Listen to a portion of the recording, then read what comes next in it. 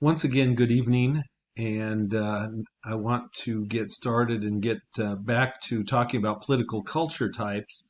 In the previous mini lecture, I introduced the notion of political culture really as merely distinctive ways of looking at politics. And I introduced you to the first of the three types, the moralistic culture, which is dominant in most Western states, not all, but in most. Oregon, of course, being the prototypical example of a moralistic culture. You should know that in the moralistic culture, the goal of politics is to improve the community. So politics is seen as a good thing. It's a way to make life better for its people. Usually, you see more innovation and more new things in this particular culture.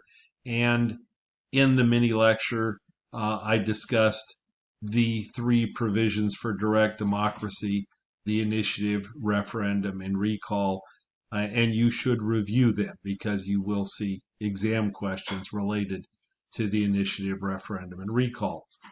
In this mini lecture, I want to move away from the Western culture and the moralistic culture to the individualistic culture.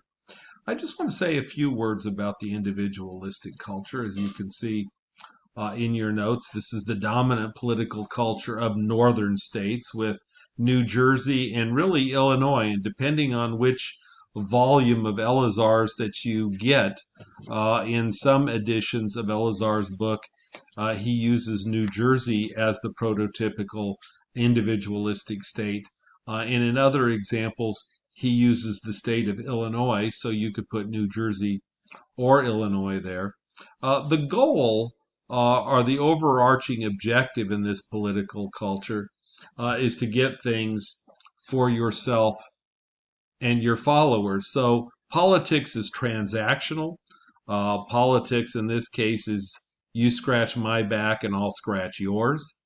I always try to tell you stories related to my family to demonstrate that this material isn't just boring stuff in a book, that it actually has had an impact on real people that you see and you know.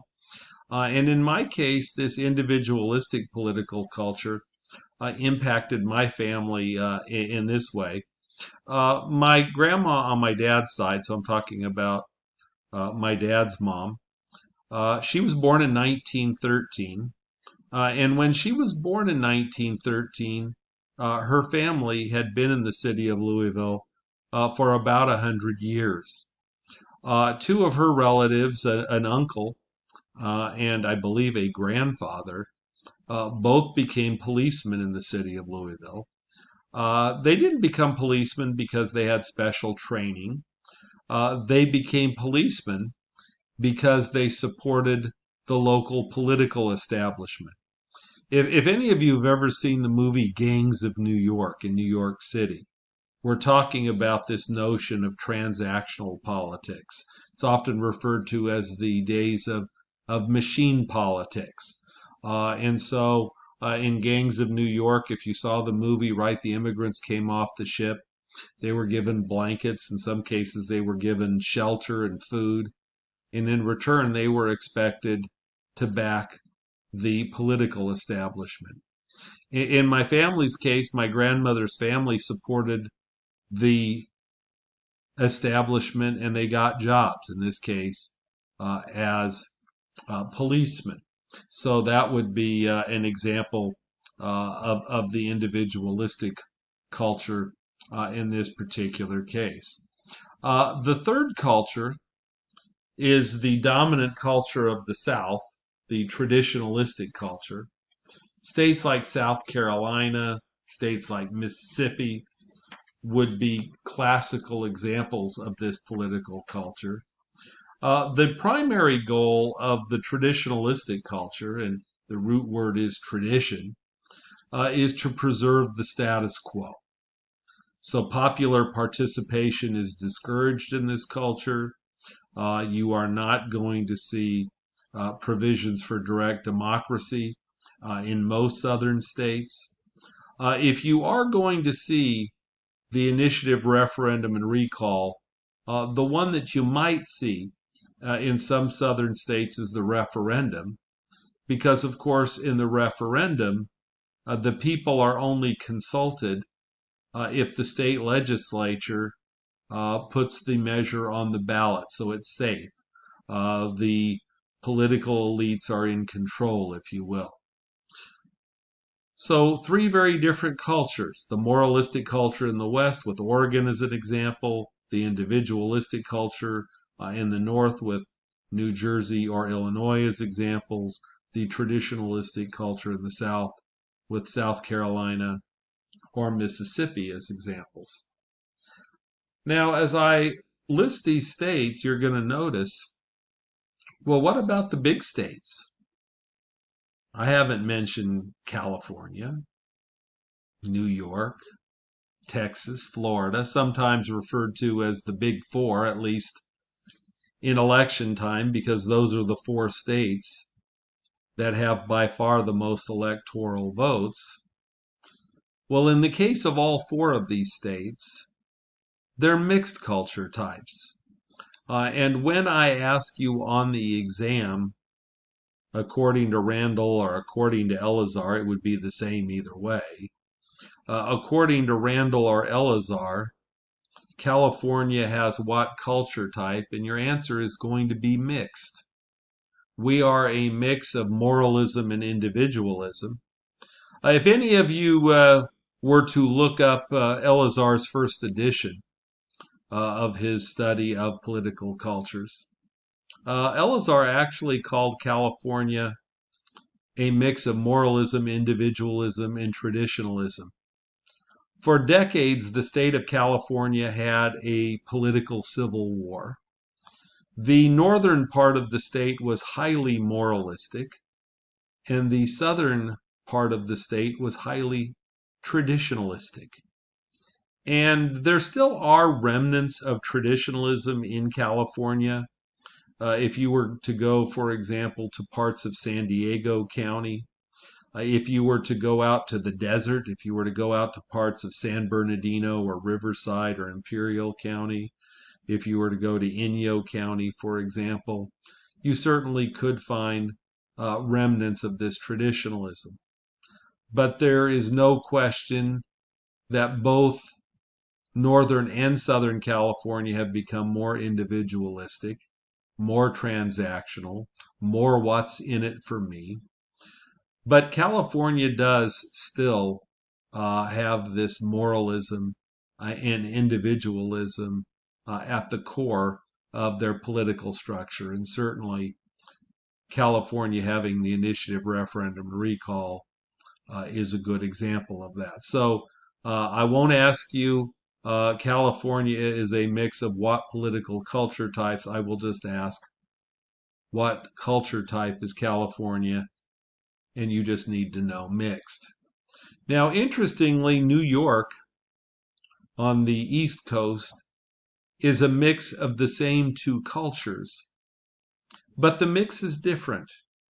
New York is really a very interesting state, and actually, I picked New York when Sokolow was having us analyze various states. I looked at New York, very interesting state politically.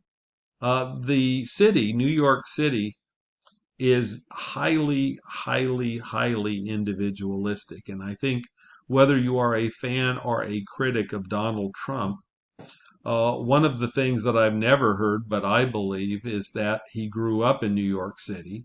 New York City is this highly individualistic culture where the distinction between politics and business and transaction is very, very blurred. And I think if you want to understand how and why the president has the view he has of politics, I think certainly this notion of the individualistic political culture, what's in it for me, certainly is part of it. So New York City is highly individualistic, and the farther you get away from New York City, the more moralistic it becomes. So if you look at upstate New York, places like Buffalo or Rochester or Ithaca or Albany, politically, these places up in the northern part of New York look a lot like, say, the Central Valley of California in terms of politics. Now, obviously, in the winter, you would know the difference between Buffalo, New York, and I don't know, Turlock or Modesto or Atwater or Merced. Very, very different weather-wise, but politically quite a bit of similarity. So California is an MI culture, moralism as the dominant, individualism as a secondary. New York is the opposite, individualism as the primary, moralism as the secondary. States like Texas, Florida, my home state of Kentucky, they are TI cultures, mixes of traditionalism and individualism. Elazar points out that he believes the most natural mixing of cultures is traditionalism and individualism, that these two cultures really reinforce one another. They blend together really quite well. And so Texas and Florida would be traditionalism and individualism. Probably the state, if you were to rank them 1 through 50, just in terms of the most unusual political culture, would be Arizona.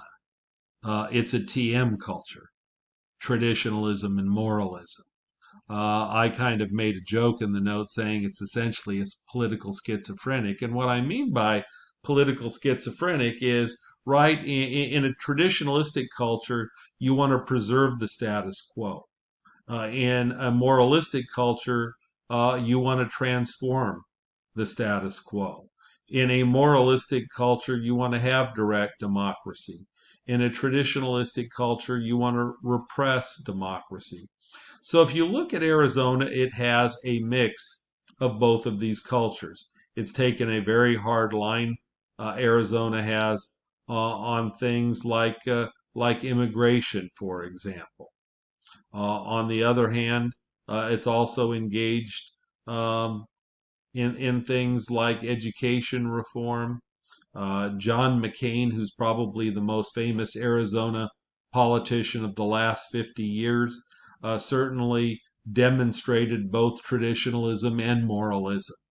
Senator McCain, when it came to things like honor, patriotism in the military, looked like a very traditionalistic conservative.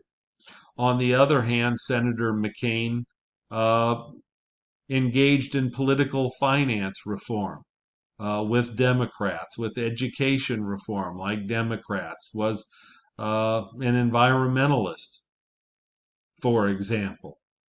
Barry Goldwater, who ran for the presidency in 1964 and was a senator from Arizona for many, many years, shocked everyone because he was known as Mr. Conservative. But in the early 1960s, Barry Goldwater came out in favor of gay rights, way ahead of his time, way ahead of, quote, liberals.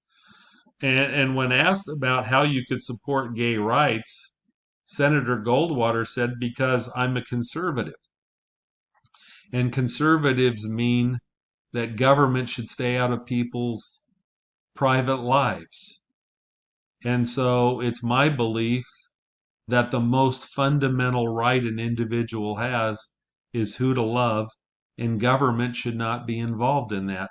And it cost Goldwater some friends because obviously there were a lot of conservatives, particularly 50 years ago, 60 years ago in this case, who obviously saw that issue very differently.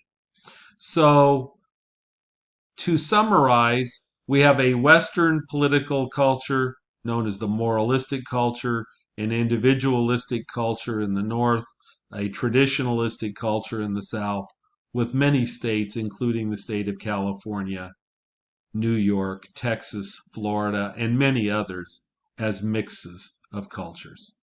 In the next mini lecture, we move out of the arena of political culture and we move to where most books talk about federalism.